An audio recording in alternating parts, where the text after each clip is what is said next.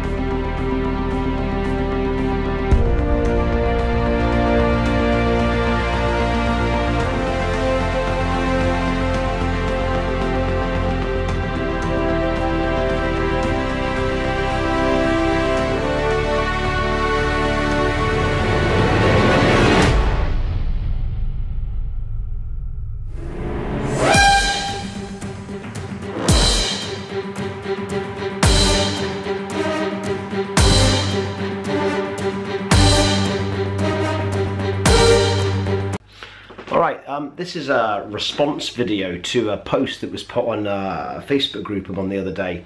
It was somebody criticising the basically the YouTubers that talk about watches. I won't read it word for word, but basically he's said that what I've come to realise is that most of these gurus, by the way, I've never called myself a fucking guru, are completely useless as a source of information. All they can offer is an opinion, and often a biased one at that. Okay, fair enough. Whereas most people would look for someone with experience, it seems that when it comes to watches, your only source on YouTube are nothing more than amateurs, often with very little experience. It then goes on to say, I don't believe it, I fucking do not believe it. My battery is about to run out on this camera. That is just absolutely fucking typical.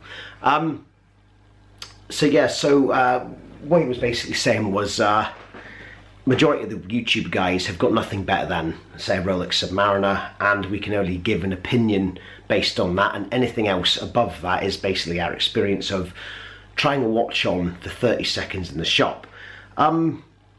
Cutting, it had to be said, my nose was so far out of joint, it was in fucking London, but it got me thinking, the best way to have a comeback to this guy, who sort of was quite a YouTube detractor, if you would, is to make a YouTube video. So without further ado, it's back to the whiteboard, and we're going to have a look at some of the YouTubers and their experience versus expertise in particular watches.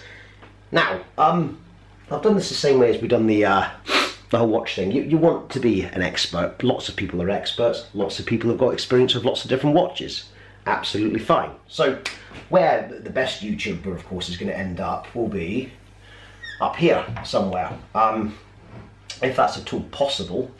Yeah, so where do we start? Well, look, you can look at, so not so much the YouTubers, but some of the guys like in the Facebook groups that have got a few quid who have experience of these watches. Friends like my friend Lord David, who has multiple Rolexes and AP.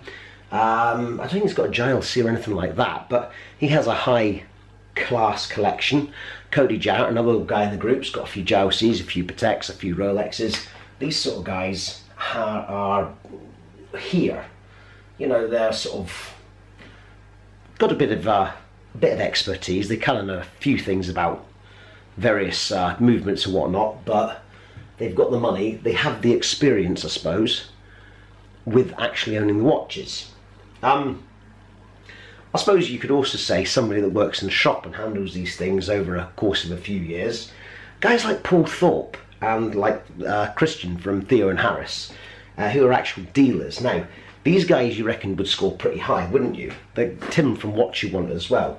They are indeed experts. Now, you'd have to give Tim and Paul Thorpe, would say, be an 8 or a 9, so they'd be here anyway as regards being an expert.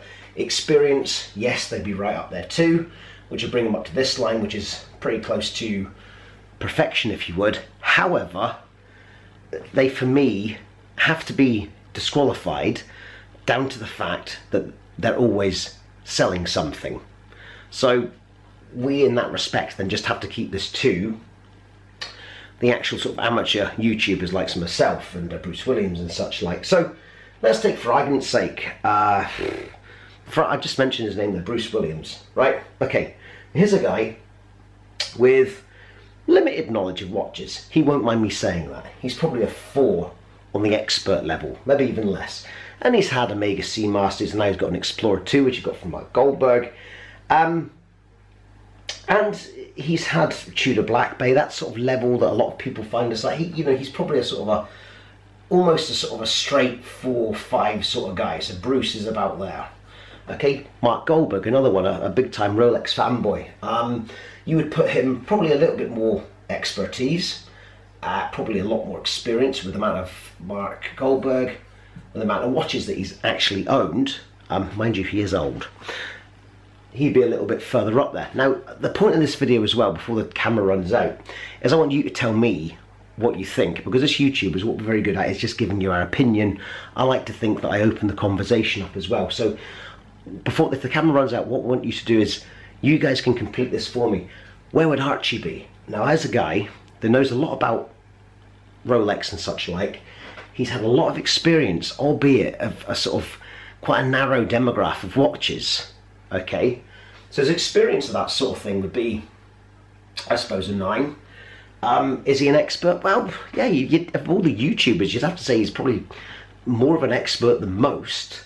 Can he open a watch up? I don't know.